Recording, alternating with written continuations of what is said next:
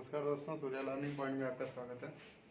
चलिए देखते हैं स्लिप क्या होता है। जब हम इंडक्शन मोटर में सप्लाई प्रदान करते हैं अर्थात उसके स्टेटर में सप्लाई प्रदान करते हैं तो स्टेटर में एक रोटेटिंग मैग्नेटिक फ्लक्स उत्पन्न होता है जिसका मान होता है 3/2 और यह किस गति से घूमता है ns। यह किस गति से घूमता है ns। अब हमारा स्टेटर फ्लक्स किस गति से घूम गया, ns गति से घूम गया, लेकिन जो रोटर होता है वो किस गति से घूमता है nr। तो इन दोनों का जो सापेक्ष स्पीड होता है वही कहलाता है स्लिप स्पीड। यानी ये क्या हो जाएगा ns माइनस nr, ये क्या कहलाएगा स्लिप स्पीड। Slip speed. अब आता है हमारा क्या स्लिप। तो स्लिप किसे कहते हैं, इसमें क्या करेंगे s स्लिप को किससे रिप्रेजेंट करते हैं s से। तो s बराबर क्या हो जाएगा ns minus nr upon ns, ये होता है हमारा स्लिप। अब स्लिप को इसे कई भाग में कई जगह अलग अलग तरह से प्रयोग किया जाता है। जैसे s इंटू ns बराबर क्या हो जाएगा ns माइनस nr, और अगर इसको उधर ट्रांसफर कर रहे हैं तो इसको इधर कर लीजिए। तो यस ns माइनस ns बराबर क्या हो जाएगा माइनस nr। तो माइनस से मल्टीपल कर दीजिए तो nr बराबर क्या हो जाएगा ns minus yes into ns। यहाँ से nr बराबर क्या हो जाएगा, यहाँ से ns कॉमन कर लेंगे तो क्या हो जाएगा 1 माइनस s। ये होता है हमारा स्लिप। अगला आता है क्या, अगला आता है हमारा फ्रीक्वेंसी। फ्रीक्वेंसी बराबर क्या होता है, तो f बराबर होता है हमारा p into relative speed. Relative speed upon 120, ये होता है हमारा फ्रीक्वेंसी का फार्मूला। अब हमें इसमें क्या निकालना है स्टेटर फ्रीक्वेंसी और रोटर फ्रीक्वेंसी। तो स्टेटर फ्रीक्वेंसी क्या होगा, स्टेटर फ्रीक्वेंसी को अगर f1 से डिनोट करें तो रोटर फ्रीक्वेंसी को किससे f2 से। तो यहाँ से f1 बराबर क्या हो जाएगा f1, तो ये हो जाएगा p into relative speed. Relative speed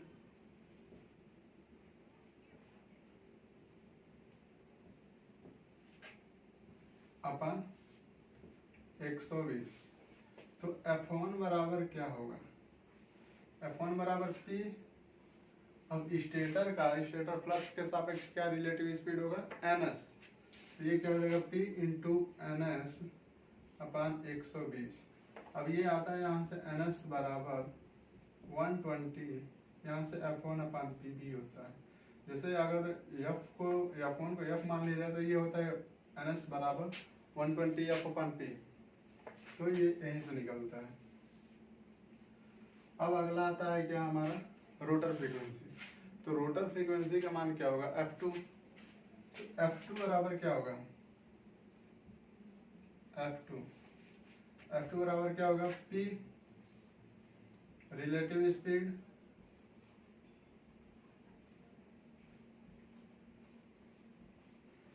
अपान में 120। तो यहाँ से f2 बराबर क्या हो जाएगा p, यहाँ पे रिलेटिव स्पीड क्या है हमारा स्टेटर फ्लक्स किस गति से घूम रहा है ns और रोटर किस गति से घूम रहा है nr। तो इसका रिलेटिव स्पीड क्या हो जाएगा ns minus nr, ns minus nr अपान 120। तो f2 बराबर क्या हो जाएगा p, ये क्या हो जाएगा यस इंटू ns अपान 120। तो यहाँ से f2 बराबर क्या हो जाएगा f2 बराबर, या अगर जो यस बाहर कर लें तो ये किसका वैल्यू है, ये हो जाएगा p ns अपान 120। तो f2 बराबर क्या हो जाएगा यस इंटू f1। अर्थात हमारी रोटर की जो फ्रीक्वेंसी होती है वह क्या होती है स्लिप गुणे या स्लिप इंटू मल्टीपल बाई क्या होता है stator frequency.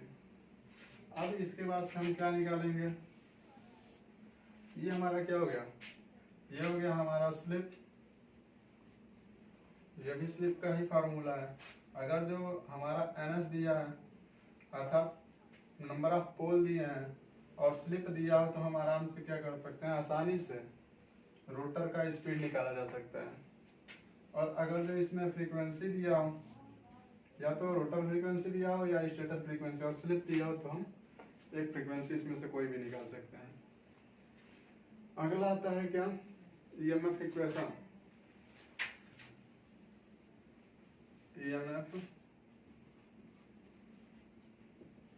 Equation of induction motor. ये क्या होता है, तो यहाँ से E बराबर क्या होता है 4.44 F5 N Kp into KD। तो ये Kp इंटू KD E बराबर क्या हो जाएगा 4 इंटू 4.44 F5 N। ये Kp KD होता है KW। Kp KD क्या होता है KW। अब ये होता है हमारा क्या E। तो यहां से Kp क्या है, Kp बराबर पिच फैक्टर और KD बराबर डिस्ट्रीब्यूशन फैक्टर।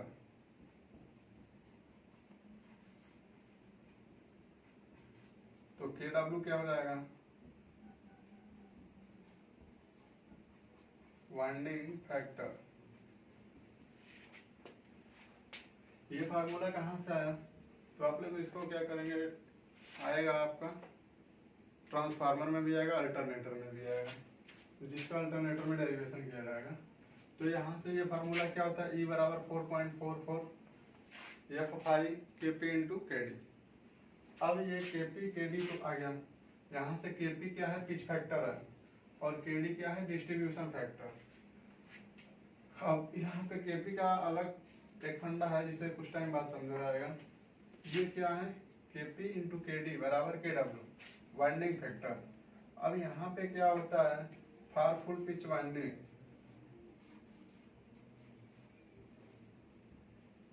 फार फुल पिच वाइंडिंग। KW का मान क्या होता है 1। तो यहाँ से E बराबर क्या हो जाएगा, E का मान क्या हो जाएगा 4.44 F5N। ये हो जाएगा हमारा E। तो ये होता है हमारा क्या, EMF इक्वेशन। अब हमें निकालना है क्या, रोटर का अलग निकालना है, स्टेटर का अलग निकालना है। रोटर में 2 EMF इक्वेशन होगा, एक रनिंग कंडीशन में होगा और एक स्टैंड स्टिल कंडीशन में होगा। तो सबसे पहले इसे देख लो।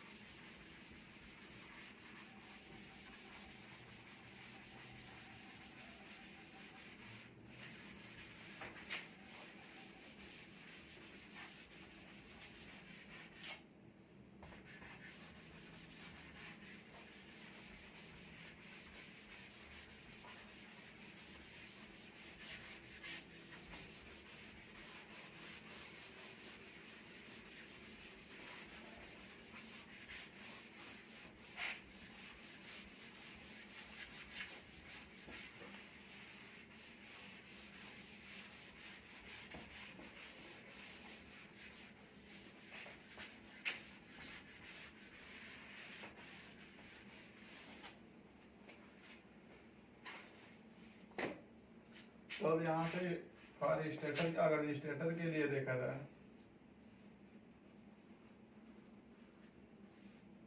तो इसे लिखेंगे हम क्या, E1 बराबर क्या हो जाएगा 4.44 F5। यहाँ पे F ना हो क्या, क्या रहेगा F1 5 N1। और इस अब क्या है रोटर के लिए रोटर, ये क्या हो जाएगा E2, E2 बराबर क्या हो जाएगा 4.44 F2 5 N2। तो यहाँ पे E2 ना हो कि क्या होगा, ये हम ले रहे हैं किस कंडीशन में E2S अर्थात रनिंग कंडीशन में, E2R कर दीजिए। तो E2R बराबर क्या हो जाएगा 4.44, F2 बराबर क्या निकाले हैं S इंटू F1, तो ये क्या हो जाएगा S इंटू F1 5N2। तो ये हमारा क्या है, ये रनिंग कंडीशन में क्या है EMF इक्वेशन ऑफ रोटर। अब यहाँ से E2R एट स्टैंड स्टिल करेंगे, एट स्टैंड स्टिल कंडीशन क्या हो जाएगा, यस बराबर क्या हो जाएगा 1। स्टैंड स्टिल कंडीशन में स्लिप का मान क्या होता है 1 होता है, क्यों, क्योंकि ये होता है NS माइनस NR अपान NS। तो यहाँ पे NR का मान क्या होता है 0। तो यहाँ से अगर देखा जाए तो S बराबर क्या हो जाएगा NS माइनस NR अपान NS। अगर जो NR 0 है तो S बराबर क्या हो जाएगा NS माइनस 0 अपान NS, तो इसका मान आ जाएगा 1। तो यहाँ से इस कंडीशन में स्लिप का मान क्या होगा 1। जब स्लिप का मान 1 रखेंगे तो यह E2R ना होके स्टैंड स्टिल, मतलब शुरुआती कंडीशन में इसको 0 से लिख रहा है, तो ये क्या हो जाएगा E2 का मान क्या हो जाएगा 4.44, यस का मान हो गया 1, तो ये क्या हो जाएगा F1 5N2। अब E2R का मान कितना है, इसे मान लीजिए इक्वेशन 1 और ये इक्वेशन 2, तो क्या हो जाएगा from equation first and second. तो यहाँ से ये क्या हो जाएगा, अब इसको कंपेयर करेंगे तो E2R बराबर क्या हो जाएगा, E2R बराबर यहाँ से क्या होगा E2R बराबर अगर देखा जाए तो यस इंटू E20, क्यों, अगर जो यस कामन कर लेते तो ये 4.44 या 1.5N2 यहाँ से हो जा रहा है, तो यस कामन कर ले रहा है तो इसके बराबर हो जा रहा है कि नहीं। तो E2R का मान होता है यस इंटू E20। अब यहाँ से देखेंगे क्या, ये जो है अर्थात कौन स्टैंड स्टिल कंडीशन में जो वोल्टेज का मान है वो स्लिप इंटू, ये रनिंग कंडीशन में slip into stand still condition में वोल्टेज के बराबर है। अर्थात रनिंग कंडीशन में वोल्टेज का मान कितना है स्लिप गुणित स्टैंड स्टिल वोल्टेज। तो अब यहाँ से हम निकालेंगे क्या equivalent circuit of induction motor.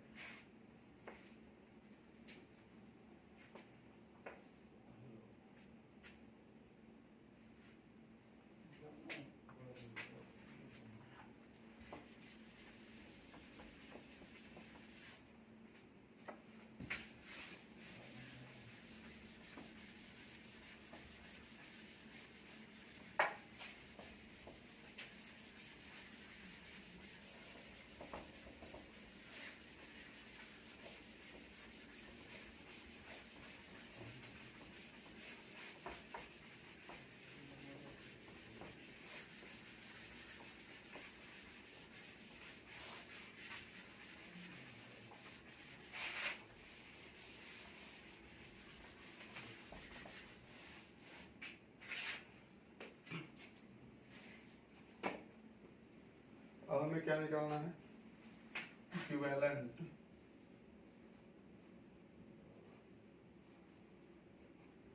Equivalent circuit of induction motor. तो यहाँ से हम देखेंगे I बराबर क्या होता है, I बराबर V/Z। तो यहीं से हम इसका डेरिवेशन करेंगे, तो यहाँ से I2R इस कंडीशन में अगर देखा जाए तो I2 का मान क्या हो जाएगा, तो ये क्या होगा E2R अपान Z2R। तो यहाँ से ये क्या रख देंगे E2R अपान Z2R। अब यहाँ से क्या हो गया I2R बराबर E2R अपान Z2R। तो यहाँ से I2 आर बराबर क्या हो जाएगा, ई टू आर को क्या लिख सकते हैं S into E two zero, और यहाँ पे क्या हो जाएगा R two plus J X two R. यहाँ पे ये आर टू क्या है, पर फेज रोटर के कंडक्टर का रेजिस्टेंस, अर्थात रोटर रेजिस्टेंस है क्या आर टू, और एक्स टू क्या है रोटर रिएक्टेंस है। तो यहाँ पे अब निकालेंगे आई टू आर, ये बराबर क्या हो जाएगा ई टू जीरो अपान में R two upon S plus, अब इसे क्या कर सकते हैं एक्स टू आर बराबर क्या हो जाएगा S into X two zero upon S. अब ये कैसे होगा, यहाँ जे रहेगा, तो यहाँ पे अगर देखा जाए तो x बराबर क्या होता है 2 पाई f इंटू एफ। तो यहाँ पे x2 बराबर क्या होगा x2 2 पाई f2 इंटू एल। तो यहाँ से x2 बराबर क्या हो जाएगा 2 pi S into f1 into F. तो यहाँ से ये क्या है, ये स्टैंड स्टिल कंडीशन में क्या है, अगर स्टैंड स्टिल कंडीशन देखा जाए तो यस का मान हो जाएगा 1। तो x2 ये मान लो r है, तो जीरो, जब ये x2 जीरो क्या हो जाएगा 2 पाई f1 इंटू एफ। तो x2 r बराबर क्या है, इसको कंपेयर कर दो तो यस इंटू x2 जीरो। तो ये हमारा क्या हो गया x2 r बराबर यस इंटू x2 जीरो। तो यहाँ पे हम क्या रख दिए हैं x2 r की जगह पे रख दिए हैं यस इंटू x2 जीरो। अब क्या करेंगे यस से यस कैंसिल, तो I2 R बराबर ये क्या हो जाएगा E2 जीरो अपान R2 बटे में S प्लस जे X2 जीरो। अभी इसका इक्विवेलेंट सर्किट बना, तो यहाँ पे क्या हो जाएगा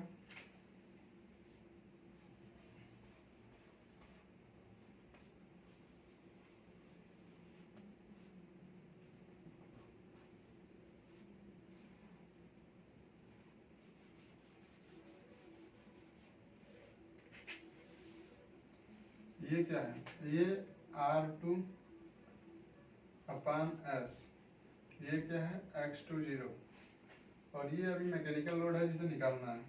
यहाँ पे करंट कौन सा फ्लो हो रहा है I2R। अब हम क्या करेंगे R2 अपान S को तोड़ दो, R2 अपान S को जब तोड़ेंगे तो इसका मान कितना हो जाएगा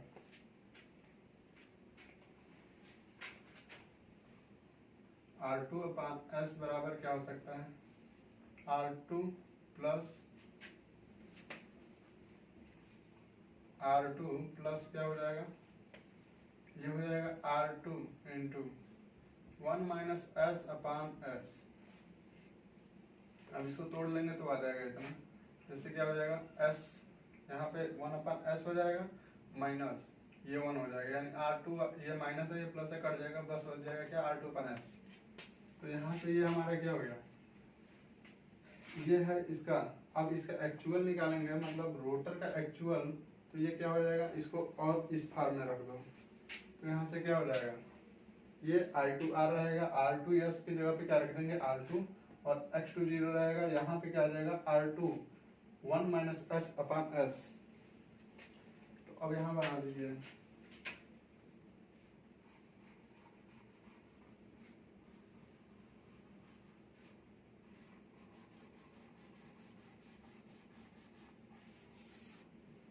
ये क्या हो जाएगा R2, ये X2 जीरो, और ये R2 इंटू 1 माइनस S अपान S। ये क्या है, ये लाइक मैकेनिकल लोड है, अर्थात ये मैकेनिकल लोड के समान है। अब इसमें वोल्टेज कौन सा लग रहा है, तो यहाँ वोल्टेज रख दो, यहाँ E2 जीरो, यहाँ पे क्या हो जाएगा E2 जीरो। अब यहाँ पे ये मैकेनिकल लोड की तरह बिहेव कर रहा है, और ये रोटर कॉपर लॉस, अर्थात ये रोटर कॉपर लॉस की तरह। अब क्यों ये रोटर कॉपर लॉस है, क्योंकि इसमें क्या है, इसमें क्या है, इसमें ये फिक्स है, ये चेंज नहीं होगा। अर्थात ये कांस्टेंट, और रोटर का जो रेजिस्टेंस होता है वो कांस्टेंट होता है, इस कारण से उसका लॉस भी क्या होता है, कांस्टेंट होता है। लेकिन इसमें क्या है, जैसे जैसे लोड बढ़ेगा यहाँ पे स्लिप का मान क्या होगा, ये चेंज होगा। जब स्लिप का मान चेंज होगा तो इसका ये टोटल वैल्यू चेंज करेगा। अर्थात हमारा लोड क्या होता है, कभी घटता है कभी बढ़ता है, तो ये क्या कर रहा है, इसको रिप्रेजेंट कर रहा है। इसमें न्यूमेरिकल पूछा जाता है, अगर जो एस का वैल्यू दे दिया जाए, R2 का वैल्यू दे दिया जाए तो मैकेनिकल लोड बताओ, तो यहाँ से निकाला जाता है।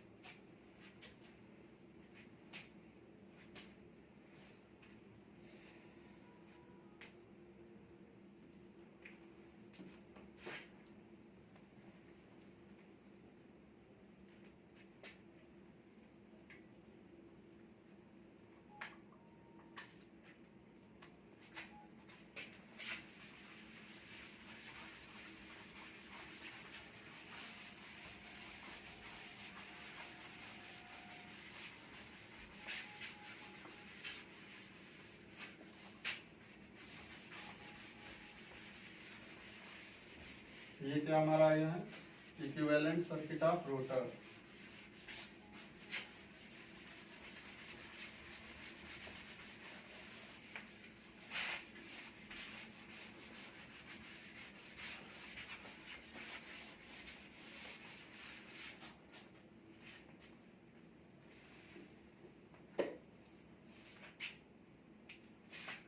अब हम क्या निकालेंगे,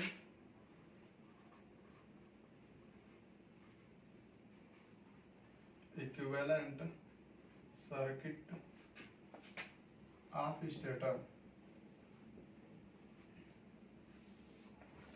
इसका क्या होगा, ये हो जाएगा हमारा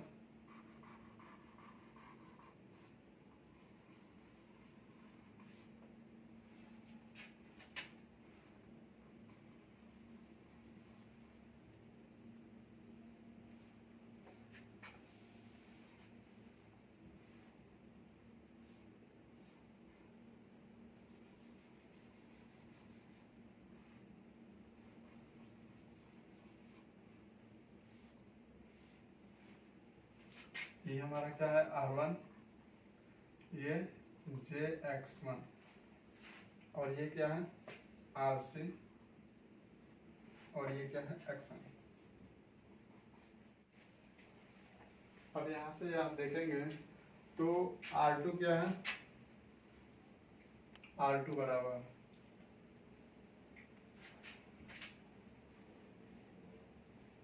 रोटर वाइंडिंग रेजिस्टेंस ऑन पर फेज, या पर phase rotor winding resistance,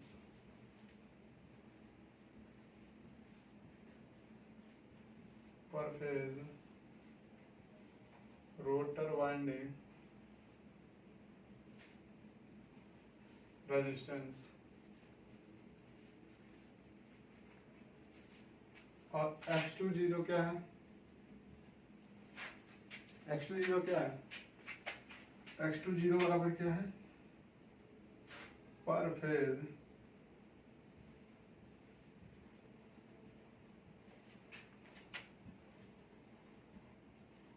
rotor winding reactance.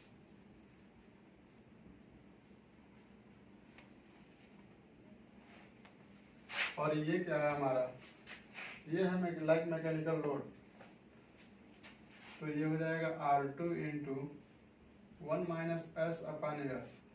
ये क्या है, लाइक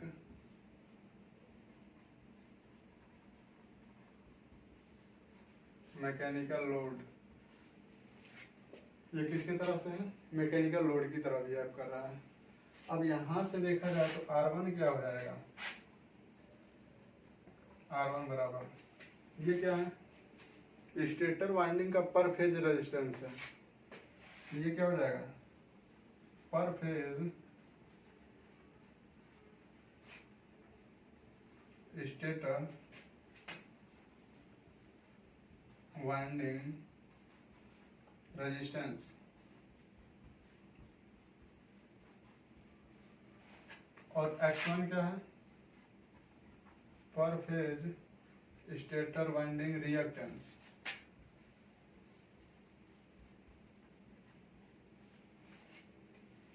आरसी क्या है, ये किसको रिप्रेजेंट कर रहा है, represent stator core loss,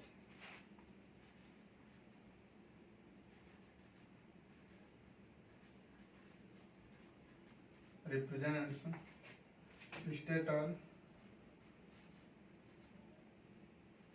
core loss। XM क्या है, ये मैग्नेटाइजिंग करंट, मैग्नेटाइजिंग कंपोनेंट के लिए क्या है, रिस्पॉन्सिबल है।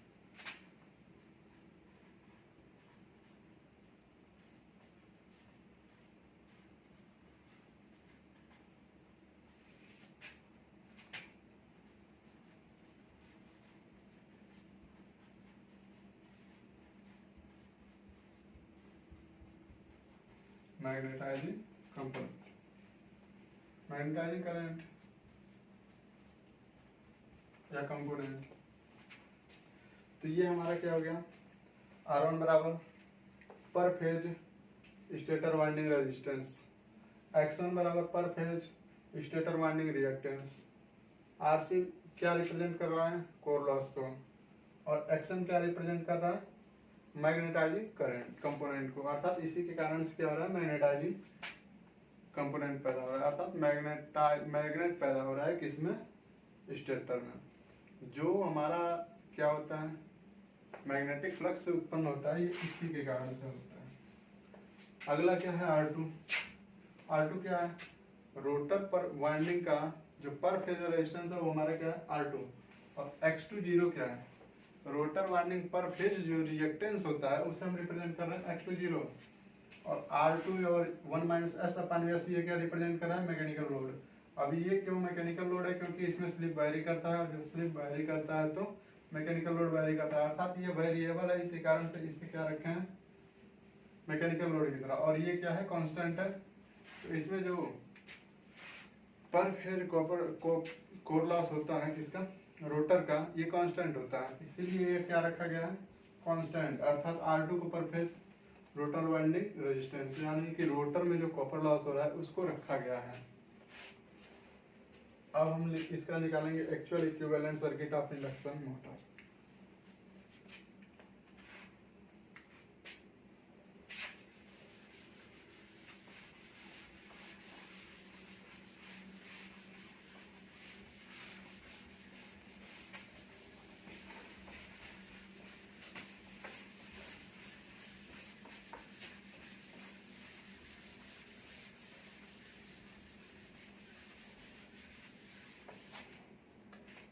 हमने पहले क्या निकाला, अप्रॉक्सीमेट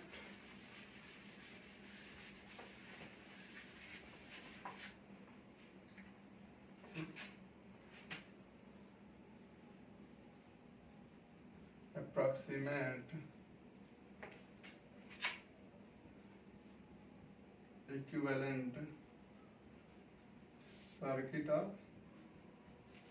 इंडक्शन मोटर। तो इसे क्या करेंगे, यहाँ पर ला दीजिए। इसमें करंट कौन सा फ्लो हो रहा है, I2R।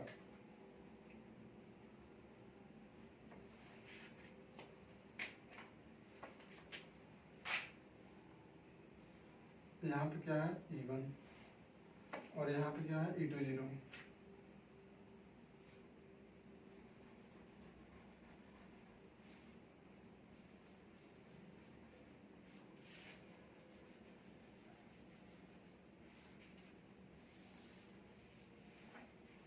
ये हमारा है R2 X20 और ये R2 1 - S/S। यहाँ पे क्या लग रहा है, वोल्टेज E20।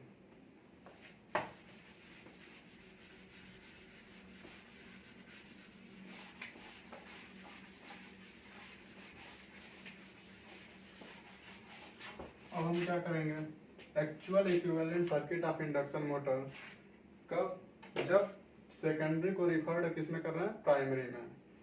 इसका मान क्या, ये क्या हो जाएगा, तो ये हो जाएगा हमारा R1 हो गया, X1 हो गया और इसके बाद से इसमें क्या आ जाएगा R2 और हमारा X2 0 और यहाँ से मैकेनिकल लोड। ये क्या है हमारा R1, ये हमारा आ गया R1। यहाँ पे करंट कौन सा फ्लो हो रहा है I1। ये क्या आ गया JX1 और यहाँ पे क्या रहेगा हमारा core loss of magnetising component.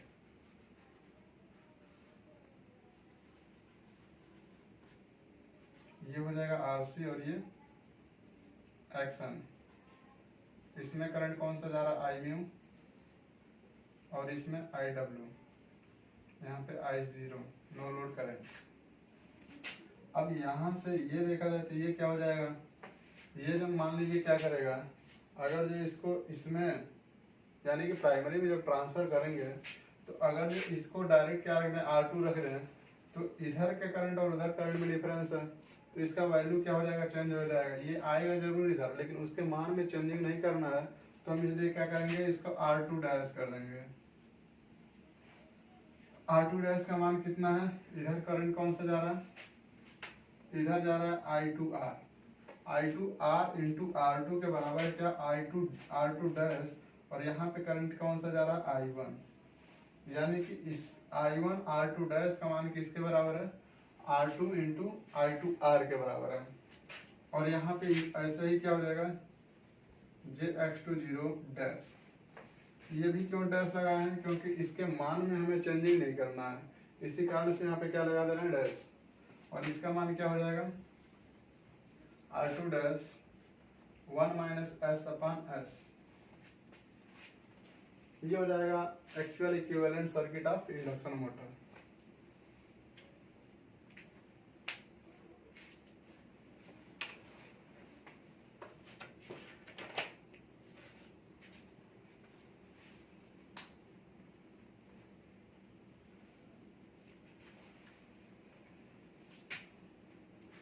यहाँ पे एक चीज छूट गया है, क्या लिख सकते हैं E1 बराबर E2 0 का डैश।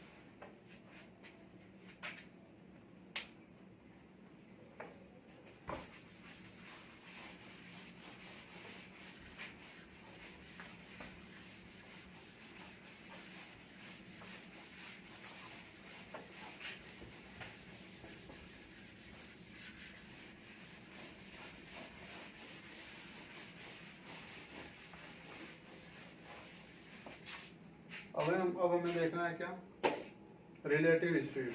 अगर तो ये पूछा जाए स्टेटर का स्टेटर फ्लक्स के सापेक्ष रिलेटिव स्पीड क्या होगा, तो क्या होगा,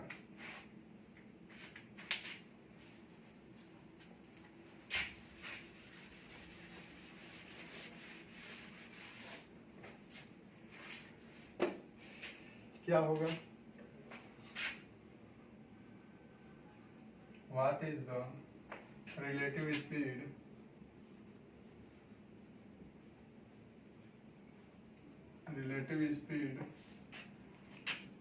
of stator with respect to stator flux।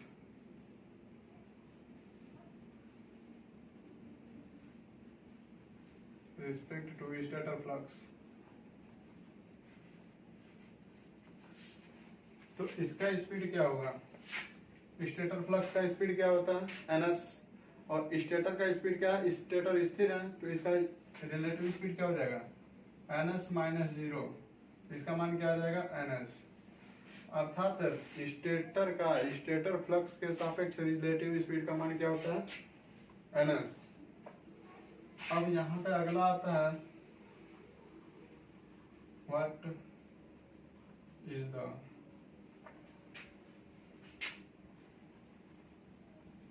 relative speed of rotor with respect to stator flux। इसका मान क्या होगा, स्टेटर फ्लक्स का कितना है NS, NS में से अगर जो NR घटा दें वही सापेक्ष स्पीड होगी, अर्थात इन दोनों के बीच में जो डिफरेंस होगा वही सापेक्ष स्पीड होगा। तो स्टेटर फ्लक्स का स्पीड कितना है ns और रोटर का स्पीड कितना है nr, तो इन दोनों का सापेक्ष स्पीड क्या हो जाएगा ns माइनस nr। अगला आ जाएगा what is the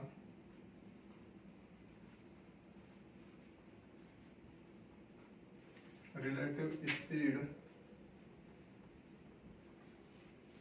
of rotor with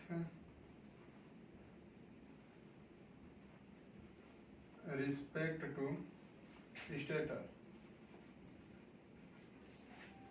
इसका क्या हो जाएगा,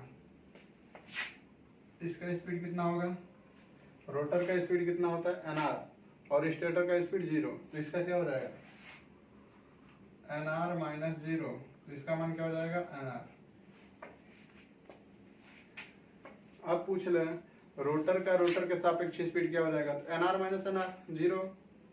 अब पूछ ले अगला कि स्टेटर फ्लक्स के सापेक्ष, तो क्या हो जाएगा ns माइनस ns यानी 0। अब एक चीज और ये पूछता है कि रोटर का जो फ्लक्स है उसका स्पीड भी होता है हमारा सिंक्रोनस अर्थात ns। रोटर का फ्लक्स का स्पीड भी क्या होता है ns और स्टेटर का फ्लक्स का स्पीड भी क्या होता है ns। अब इन दोनों का डिफरेंस पूछे तो कितना आ जाएगा 0।